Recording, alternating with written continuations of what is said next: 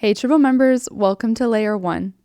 If you're at this point, it means that you successfully navigated Step 1, your business, as well as Step 2, bureaus, and now you are in great shape so that the beginning of your credit building process goes off without a hitch. So today we're going to do an overview of Layer 1, what to expect in this layer. In today's video, we're going to be covering why Layer 1 is crucial as far as setting a foundation for the business credit build. We're going to go over some of the goals when it comes to Layer 1. We're going to discuss the difference between net 30 terms as well as pay upfront accounts, because that is what you're going to encounter in this layer. And then we're going to wrap things up with just some best practices to keep in mind pretty much for every account that falls within this layer. And then at the very end, we're going to touch on the difference between our recommended and not recommended vendors, which is really important. We actually have a dedicated video for the not recommended vendors, so we'll direct you to that as well. But we will touch on that in today's video. So, the overview of Layer 1, why it matters when it comes to the business credit building process. Sometimes people want to skip past these type of accounts. These accounts primarily are going to be accounts that give you net 30 terms. A lot of people will have the temptation to skip past this because this is not the end all be all of business credit, but it is necessary. You do have to start somewhere, and so that's what these accounts are designed for. This layer lays the foundation for the rest of the accounts you will encounter throughout layers 2 through 7. Those accounts have stricter underwriting criteria. You are going to need accounts reporting to the business credit bureaus to give you trade references, so that is what this layer is designed for.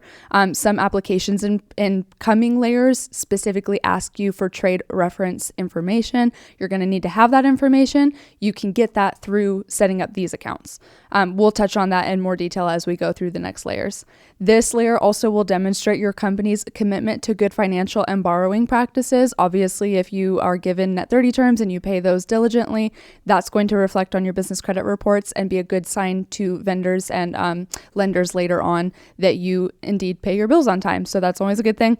And then if you do skip this foundational layer, that will lead to a massive risk of denials, as well as just kind of pointless inquiries on the business credit going forward, which you do not want. If you are denied for an account, it's not the end of everything. You can always reapply. However, we would prefer you not get those denials, and you do end up having to circle back to this anyway and set up these accounts to prevent denials in the future. So you want to start things off strong. You don't want to get denials from underwriters. You also don't want to get pointless inquiries that are going to take you backwards. So that is why Layer 1 matters. The goals of Layer 1. The main goal is to establish your Paydex score with Dun & Bradstreet. Now, a Paydex score is just the term that Dun & Bradstreet uses for the score that your business has through them. In order to get what is considered a perfect score, which is an 80, you need at least 3 positive trade lines reflecting on your Dun & Bradstreet report. One of those has to be on net 30 terms, at least one of the 3, in order to establish the 80 Paydex score. Otherwise, you won't have a score whatsoever. It'll essentially show NA or something like that. So bottom line, 3 trade lines reporting to Dun & Bradstreet, at least one being a net 30 account. We'll touch on that in a moment. The difference between net 30s and upfront purchases, cash experiences, things like that. The second goal of this is also to generate your Experian report if your business does not already have one. So you went through Step 2 bureaus. You would know at this point whether or not your company already has an Experian profile or not. If it does not, this layer is going to be what establishes your Experian report.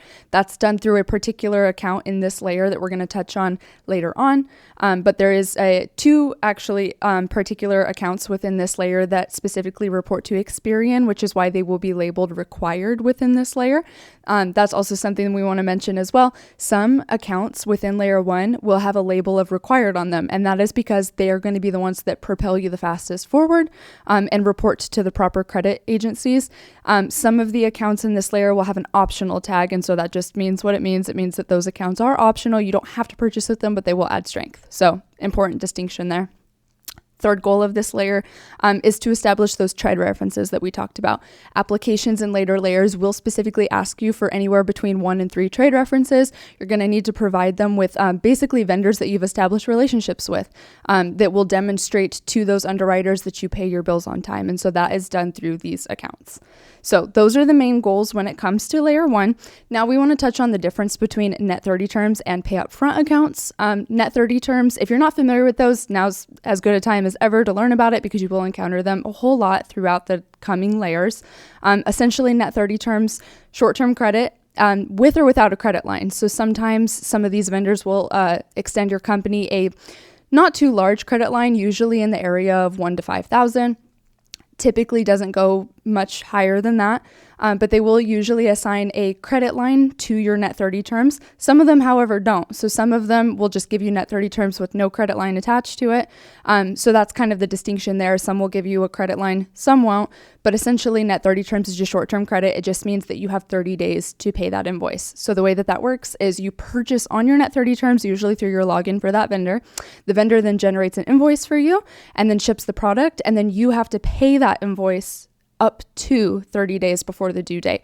More on that in a minute. We always recommend paying it sooner than that because, as you know, at this point, when it comes to business credit, you don't get that grace period that you do with personal credit. So if you pay even 1 day late, it will report late on your business credit bureaus. So we do not want that, which is why we always recommend that our clients pay their invoices 7 to 10 days prior to the due date to avoid that. So important there. We're going to touch on that throughout the layers as well. We're always going to give you reminders to pay those invoices in a timely manner. And then the difference with the pay upfront account, it just means what it implies. You pay for the purchase up front. Some vendors may not extend you net 30 terms right away. Some of them require multiple purchases to be done through the account before they will. Some of them, they may even deny you for net 30 terms, but if you just give them a quick call, then a representative will be able to attach the net 30 terms to your account. So there's a couple different workarounds there. But at the end of the day, if a vendor does not extend you net 30 terms, a lot of the vendors in this layer, not all of them, there are exceptions, and we will detail that on the specific pages for the vendors, but some of them still report trade lines for upfront purchases. So essentially how that would work if you don't get net 30 terms, you could just pay for the purchase upfront. So you'll pay at the time of purchase with either credit, debit card, something like that, ACH, if they allow it. So you'll just pay for the purchase. They will ship it. It'll be like you bought anything online, and then they may still report that as a cash experience trade line. And there is a distinction there because like we talked about, to get the 80 Paydex score, you can have cash experiences as part of the 3 trade lines that are needed. However, at least one of them does need to be on net 30 terms. So of all the vendors within this layer, you do need at least one of these accounts to give you net 30 terms. Which is why if for some reason none of them extend the net 30 terms, we always recommend giving them a call and having a representative attach it manually for you. A lot of the time they can do that. And we'll give you the information on the individual pages for the accounts. But at the same time, with the pay upfront accounts, it's not always a bad thing to get one of those. You don't have a risk of a late pay, of course, because you're not getting the invoicing terms. So you pay upfront, there's no risk of it reporting late. It's just that the trade line reports a little differently. And then, like we mentioned, if the vendor does report upfront purchases, they will report as a cash experience trade line. That's really the only difference there. So that's the difference between the two. Now, I want to touch on some best practices when it comes to Layer 1, but I do want to take you over to the portal just to show you the overview of these accounts. So here we're on the Layer 1 homepage. Here we have obviously true guidance and tech tips, as well as true results down here at the bottom. So each individual layer vendor within this layer also has its own tech tips. So always make sure to check those. So here we have all of our recommended vendors, and then here we have a tab for the not recommended vendors, and we'll touch on that at the end of this video, kind of the difference between the two. We also have a dedicated video explaining the not recommended vendors, so definitely steer that way once you've gone through this part of things. But here, like I mentioned, we have the vendors that have the required tag on them and then the optional ones. So pay attention to that. That is important. We have Nav, Uline, Quill Granger. Those are kind of like the most reliable ones as far as reporting goes. So those are why those would be marked with the required. So that's just kind of an overview. And then going to the individual pages, you'll see that each one has dedicated video as well as all of the tech tips and every other reporting information, and then extremely detailed instructions for completing the application, which is also within the videos. So every vendor has this information on there, so always make sure to read through all of that as you're applying through these. So that's kind of just the overview of how Layer 1 is mapped out within the portal. We're going to take you back over and just touch on some of the best practices when it comes to accounts within Layer 1. This pretty much applies to all of them. There's going to be exceptions, but if there is an exception, it'll be on the page for that specific vendor. So always pay attention to that. One of the things is the minimum purchase requirements. Now, minimum purchase requirement just means what is required for that trade line to report. So most of these accounts do require a minimum purchase anywhere from $50 to $100, and that is before taxes and shipping. That's important because if it's, say, for example, the order total is $48, but then the taxes and shipping put it at $60 or something like that, you do run the risk of that trade not reporting at all. It needs to be $50 before taxes and shipping. Now, timely payments. This is important. We touched on this. For net 30 terms, any account that gives you those net 30s, pay attention to the due date that is on the invoice that they generate for you and pay it 7 to 10 days prior to the due date. That is just to prevent the possibility of a late pay reporting on your business credit reports, because then you kind of have to backstep. When it comes to business credit, as I mentioned, there's no grace period. So some vendors even consider you paying the bill on the due date as late, and they will report it that way. And so we always advise paying 7 to 10 days prior to the due date. That falls really cleanly within the reporting cycle.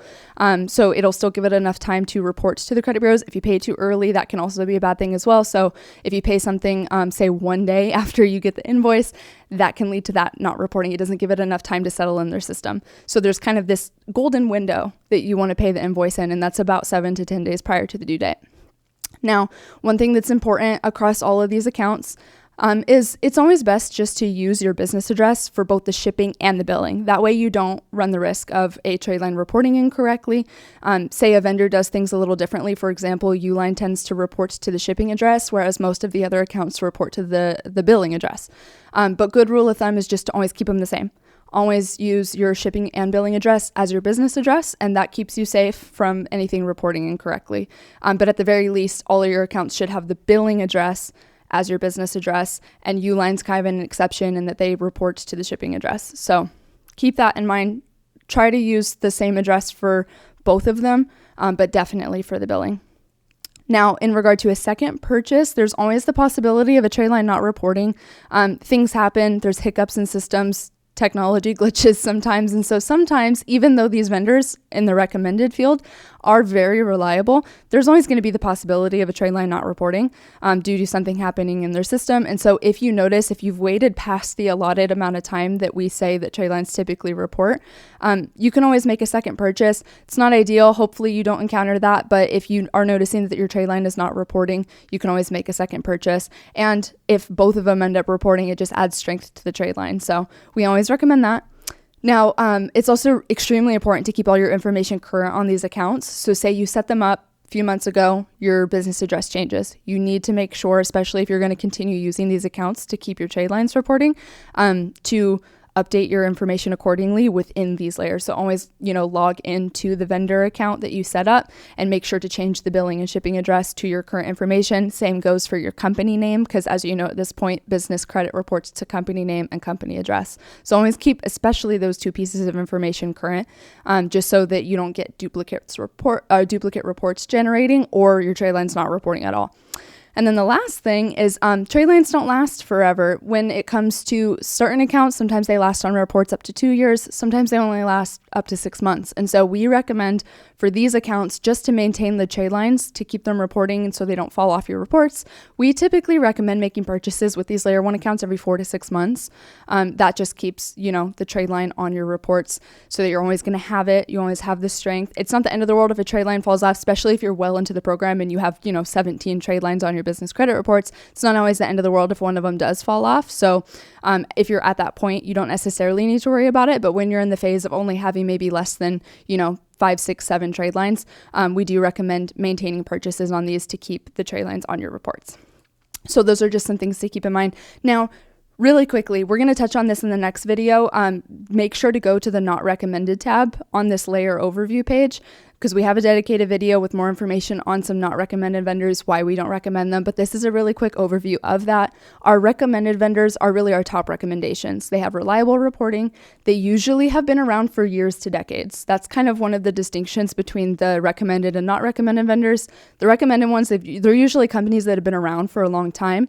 And they're also, companies with good business models. Their whole business model is not based off of just reporting business credit.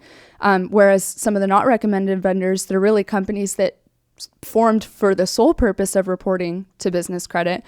So that's one of the differences. And then also, if something falls on the recommended vendors list, sometimes it's due to bureau specific reporting, like they report to Experian, because that's a really valuable thing to have, a vendor that reports to both Dun & Bradstreet and Experian, even better if it reports to Dun & Bradstreet, Experian, and Equifax. So that'll also be a criteria. The not recommended vendors, they tend to be a lot more unreliable when it comes to reporting. Sometimes they lose their reporting abilities altogether, but they won't say that outright. So maybe they were able to report to some of the bureaus in the past, but they lose the ability. They're not going to say that necessarily. They're still going to advertise that they have net 30 terms, unfortunately. Just, knowing that people assume that means that they report. Sometimes they also report to some of the obscure credit bureaus like CreditSafe and Sonia Cortera, some of the ones that underwriters really just don't use. So they can kind of technically say that they report to Business Credit because they report to one of those. They're a little easier to get into. And then also sometimes, like I mentioned, they've only been around a few years. Maybe their whole business model is based off of the fact that they report to Business Credit and they're really heavy on advertising that. Sometimes they're within networks of companies that are extremely similar and maybe even owned by the same person. So those are all things just to be aware of. There are vendors that we do not recommend that are just out there because people advertise them a lot. A lot of the time they have affiliate programs that end up being the reason why they're promoted so heavily. So just be on the lookout for that. And that's really the difference between the two tabs. But like I said, make sure to jump over to the not recommended tab, click on that video and watch it. And we're going to touch on that in just a moment and give you a lot more information. But that's pretty much an overview of layer 1. So make sure to purchase with all of the required vendors within this layer. Check out the difference between recommended and not recommended. Make sure to, use wisdom when it comes to these purchases. This is your foundation. So you want to make sure that you lay it strong, and we'll see you in the next video.